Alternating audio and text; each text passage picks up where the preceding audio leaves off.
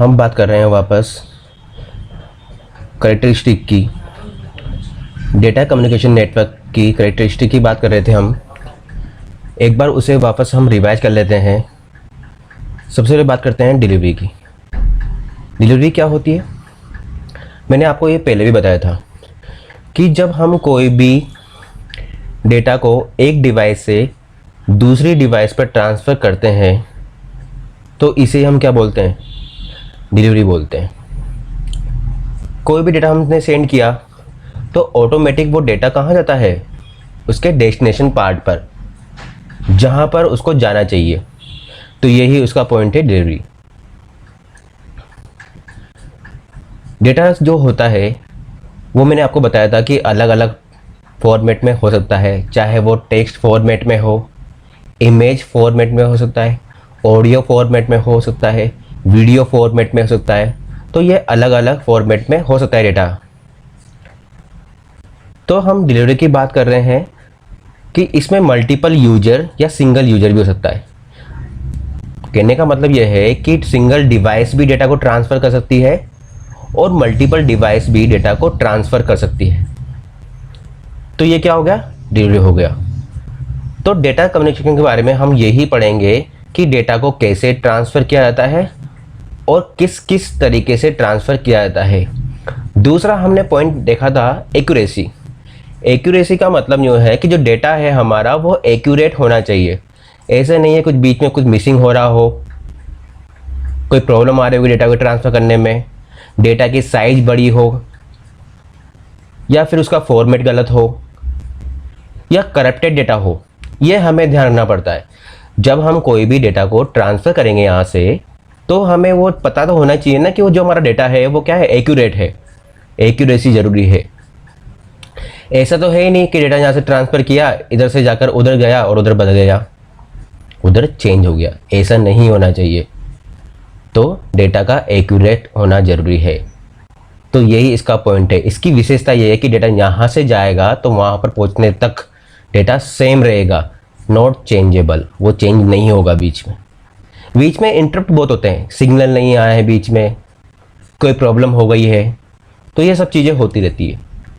तो डेटा का एक्यूरेसी होना ज़रूरी है। डेटा हमारा जितना एक्यूरेट होगा उतना ही डेटा कम्युनिकेशन का जो तरीका है, जितना हमारा डेटा एक्यूरेट होगा डेटा कम्युनिकेशन। नेक्स्ट हम बात कर रहे हैं टाइम की। मैंने टाइम को बताया था आपको, टाइम के बारे में पहले भी बताया हुआ है कि जब हम डेटा को ट्रांसफ़र करते हैं एक डिवाइस से दूसरी डिवाइस पर तो टाइम सबसे इम्पोर्टेंट होता है। क्योंकि जब हम डेटा को ट्रांसफ़र कर रहे हैं तो डेटा का फॉर्मेट अलग अलग फॉर्मेट में डिपेंड होता है। अलग अलग फॉर्मेट होते हैं डेटा के, जैसे कि ऑडियो, वीडियो, इमेज, ग्राफिक्स। तो उनका टाइम भी तो होगा ना कि जब डेटा जा रहा है तो ऑपरेटिंग सिस्टम क्या करेगा, ओएस क्या करेगा, शेड्यूलिंग के अकॉर्डिंग डेटा को क्या करेगा? एग्जीक्यूट करेगा। अब मैंने यहाँ पर एक टर्म्स बोली है, शेड्यूलिंग। शेड्यूलिंग का मतलब ये होता है कि कौन सा डेटा पहले एग्जीक्यूट होगा और कौन सा डेटा बाद में एग्जीक्यूट होगा। ये वही चीज़ है, पहले आओ पहले पाओ। मतलब जो डेटा पहले जाएगा वो पहले ही जाएगा, उसका नंबर बाद में नहीं आएगा। तो शेड्यूलिंग का मतलब क्या होता है कि हर एक डेटा के लिए ये टाइम फिक्स कर देता है। जैसे अगर वीडियो हो तो उसके लिए 50 मिनट कर दिए, ऑडियो हो तो 20 मिनट कर दिए, इमेज हो तो 5 मिनट कर दिए। ऐसे डेटा का फॉर्मेट का क्या होता है? टाइम सेट कर दिया जाता है और ऑपरेटिंग सिस्टम इनको वन बाय वन क्या करता है? एग्जीक्यूट करता है। जब आप ऑपरेटिंग सिस्टम के बारे में पढ़ोगे तो वहाँ पर एक टॉपिक आएगा आपका शेड्यूलिंग। शेड्यूलिंग में आप ये देखोगे कि कौन सा प्रोसेस किस टाइम पर एग्जीक्यूट हो रहा है। वहाँ पर बहुत सारी शेड्यूलिंग होती है जो किसी भी डेटा को एग्जीक्यूट करवाती है। जैसे राउंड रोबिन शेड्यूलिंग है, फर्स्ट कम फर्स्ट सर्विस है, बहुत सारी शेड्यूलिंग है ऐसे जो आप पढ़ोगे ऑपरेटिंग सिस्टम के अंदर। तो बात करते हैं हम वापस टाइम की कि टाइम क्या है? सबसे इंपॉर्टेंट फीचर्स है या कैरेक्टरिस्टिक है किसकी? डेटा कम्युनिकेशन नेटवर्क की। क्योंकि डेटा कम्युनिकेशन नेटवर्क के अंदर आप जो भी डेटा ट्रांसफर कर रहे हो एक डिवाइस से दूसरी डिवाइस पे, उसका क्या होता है, टाइम फिक्स कर दिया जाता है। टाइम फिक्स करने से क्या होता है, वो डेटा अपने टाइम पर क्या हो जाएगा, एग्जीक्यूट हो जाएगा। टाइम जितना ज़्यादा लगेगा डेटा को ट्रांसफ़र करने में, उतना ही क्या होगा, आपका डेटा एक्यूरेट नहीं होगा। क्यों?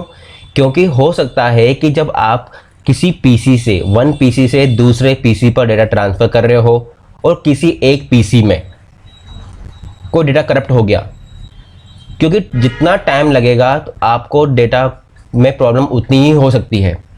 कि अपने 10 जीबी डेटा लगा दिया कॉपी करने के लिए, ज़रूरी थोड़ी है कि 10 जीबी तक डेटा हमारे एक्टिव ही रहेगी दोनों डिवाइस से कॉपी करते वक्त, या वो शट डाउन मोड में चले जाए या वो बंद हो जाए, कुछ भी कारण हो सकता है। तो ये चीज़ क्या होता है, टाइम पर डिपेंड करता है कि आपने टाइम फिक्स कर दिया, इस टाइम पर ये काम होना चाहिए। तो टाइम सबसे इम्पोर्टेंट क्या है, इसकी कैरेक्टरिस्टिक है, विशेषताएं हैं इसकी, किसकी, डेटा कम्युनिकेशन नेटवर्क की, जो डिपेंड करते हैं कि डेटा किस तरह का डेटा यूजर ट्रांसफर कर रहा है वन डिवाइस से दूसरी डिवाइस पे। पूरे नेटवर्किंग के अंदर हम ओनली अभी ये पढ़ेंगे कि डेटा को ट्रांसफर कर रहे हैं हम कहां से, वन डिवाइस से अनदर डिवाइस पर, और उसमें क्या क्या होना चाहिए, कौन सा डेटा है, डेटा एक्यूरेट है या नहीं है, उसको कितना टाइम लग रहा है, किस टाइप का डेटा है, ये सारी चीज़ें हम क्या कर रहे हैं, इसमें पढ़ रहे हैं। इसकी सिक्योरिटी है या नहीं है डेटा की। मैंने आपको पहले बताया था डेटा सिक्योर होना ज़रूरी है, इससे हमारे डेटा पर क्या होगा, हैकिंग की या इनकी प्रॉब्लम नहीं होगी, कोई भी हमारे डेटा को चुरा नहीं पाएगा। क्योंकि जब हम बात करते हैं नेट की या नेटवर्क की या इंटरनेट की, तो डेटा सिक्योर होना बहुत ज़रूरी है। कोई भी आपकी इन्फॉर्मेशन को आसानी से चुरा सकता है। तो ये भी सबसे इम्पोर्टेंट पार्ट है कि आपका डेटा सिक्योर होना चाहिए जब आप उसको ट्रांसफ़र कर रहे हो। कहाँ पर ट्रांसफ़र कर रहे हो, एक डिवाइस से दूसरी डिवाइस पे। डिवाइस का मतलब यहाँ पर कंप्यूटर भी हो सकता है या कोई मशीन हो सकती है, जहाँ पर हम डेटा को क्या करेंगे, ट्रांसफ़र करेंगे। क्या करेंगे, ट्रांसफ़र करेंगे। तो मैंने आपको बताया एक्यूरेसी क्या है, टाइम क्या है, ये सारे हम क्या पढ़ रहे हैं, विशेषताएं पढ़ रहे हैं, किसकी, डेटा कम्युनिकेशन, किसकी, डेटा कम्युनिकेशन की। तो एक्यूरेसी के साथ साथ डेटा का टाइम भी फिक्स होना ज़रूरी है, क्योंकि ऐसा नहीं है कि आप लार्ज अमाउंट ऑफ डेटा आपने कॉपी पे लगा दिया या ट्रांसफ़र पे लगा दिया, उसको बहुत ज़्यादा टाइम लग रहा है, प्रॉब्लम हो रही है, ये सब चीज़ें हमारे साथ हो सकती है। तो हमें टाइम का ध्यान रखना पड़ेगा। आपको ये पॉइंटों को आराम से पढ़ना है और इनको ध्यान से समझना है, और उनके बाद रजिस्टर में आपको इसको क्या करना है, नोट करना है। जहाँ भी आपको कोई प्रॉब्लम आती है तो आप इसे एक बार फिर पढ़िए और समझने की कोशिश कीजिए। कई बार क्या होता है कि डेटा को ट्रांसफ़र करते समय टाइम बहुत ज़्यादा लगता है। टाइम क्या होता है, बहुत ज़्यादा लगता है। तो इस सिचुएशन में क्या होता है कि नेटवर्क के अंदर जो बड़ा डेटा होता है, जैसे लार्ज अमाउंट ऑफ डेटा होता है, उसे छोटे छोटे पैकेट में क्या कर दिया जाता है, डिवाइड कर दिया जाता है। उन छोटे छोटे पैकेट को क्या बोलते हैं, डेटा पैकेट बोलते हैं। अब इससे क्या फ़ायदा हुआ कि हम बहुत बड़े डेटा को या बहुत बड़ी इंफॉर्मेशन को छोटे छोटे पार्ट्स में डिवाइड कर लेंगे। इससे क्या होगा फ़ायदा, इससे ये फ़ायदा होगा कि जब हम किसी भी बड़े डेटा को छोटे छोटे पार्ट्स में डिवाइड कर देंगे तो उनमें जब हम उनको ट्रांसफ़र करेंगे तो उनका टाइम कम लगेगा। एक तो बात करूँ मैं 10 GB की और एक बात करूँ 1 GB की, तो टाइम किस में कम लगेगा, 1 GB में। अगर मैं एक साथ कोई 10 GB का डेटा ट्रांसफ़र कर रहा हूँ तो टाइम बहुत ज़्यादा लगेगा, और मैं उसी डेटा को अगर 1 GB में क्या कर दूँ, डिवाइड कर दूँ, तो टाइम कम लगेगा। वही चीज़ यहाँ पर हो रही है कि जब हमारा डेटा जा रहा है तो हमने उसको अगर डिवाइड कर दिया है तो क्या होगा, वो डेटा पैकेट कहलाता है। वो क्या कहलाता है, डेटा पैकेट कहलाता है। उस बड़ी डेटा को, इंफॉर्मेशन को, बड़े बड़े डेटा को छोटे छोटे पार्ट्स में डिवाइड कर दिया जाता है, और इन छोटे छोटे पार्ट्स को क्या बोलते हैं, हम डेटा पार्ट बोलते हैं या फिर डेटा पैकेट बोलते हैं, जिसमें आपका टाइम बचता है, आपकी एक्यूरेसी भी अच्छी होती है, और आपका जो इंटरनेट की जो जो आपके इंटरनेट की साइज है वो भी कम लगती है, मतलब आपका डेटा भी कम खर्च होता है। तो ये सबसे इम्पोर्टेंट पार्ट है आपका टाइम। टाइम भी क्या है आपका, कि जैसे आपने कोई डेटा को ट्रांसफ़र कर दिया, किसी दूसरी लोकेशन पे कर दिया, तो वो क्या होगा, डेटा पैकेट के अकॉर्डिंग वो डेटा जल्दी एक डिवाइस से दूसरी डिवाइस पर आसानी से पहुंच जाएगा, ट्रांसफ़र हो जाएगा। और वो डेटा क्या होगा, सिक्योर होगा, उसकी एक्यूरेसी कैसी होगी, अच्छी होगी। क्यों होगी, क्योंकि उसमें कोई भी इंटरप्ट नहीं हो सकता, क्योंकि वो बिल्कुल छोटे छोटे पैकेट होंगे डेटा के। तो ये सारे डेटा के पैकेट कहाँ बनेंगे, ये बनेंगे आपकी लेयर्स पे। 7 टाइप्स की लेयर होती है नेटवर्किंग के अंदर। उन लेयर्स पे क्या होता है, डेटा एक जगह से दूसरी जगह पे ट्रांसफर होता है। उन डेटा को क्या होता है, उन डेटा के किसी नेटवर्क लेयर पे कहीं पर पैकेट बनता है, कहीं पर सिक्योरिटी होती है, कहीं पर एंटीवायरस होता है, बहुत सारी चीज़ें होती है ऐसी। ये सब क्या होती है, सिक्योरिटी होती है। ये लेयर्स क्या है, एक तरह से सिक्योरिटी है, जो डेटा को डिवाइड करना, इनके पैकेट बनाना और इन पर प्रोटोकॉल लगाना। प्रोटोकॉल मतलब क्या होता है, एग्रीमेंट होता है, जो एक डिवाइस से दूसरी डिवाइस के बीच में होता है। कि कोई भी डेटा जब एक डिवाइस से दूसरी डिवाइस पे जा रहा है तो उनके बीच में क्या होना चाहिए, एग्रीमेंट होना चाहिए।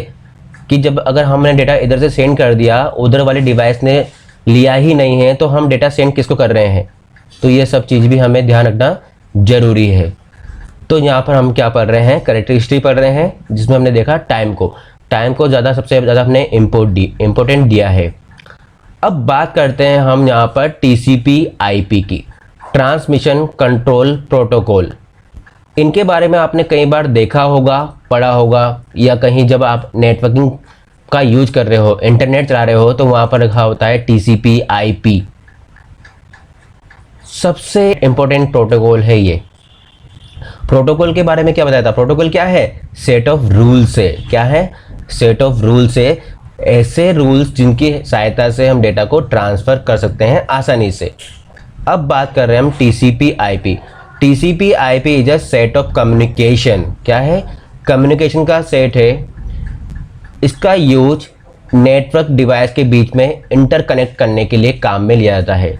जब भी हम इंटरनेट का यूज करते हैं तो टीसीपी आईपी जो प्रोटोकॉल होते हैं वो क्या करते हैं, कम्युनिकेशन प्रोवाइड कराते हैं। किसके बीच में, दो डिवाइस के बीच में।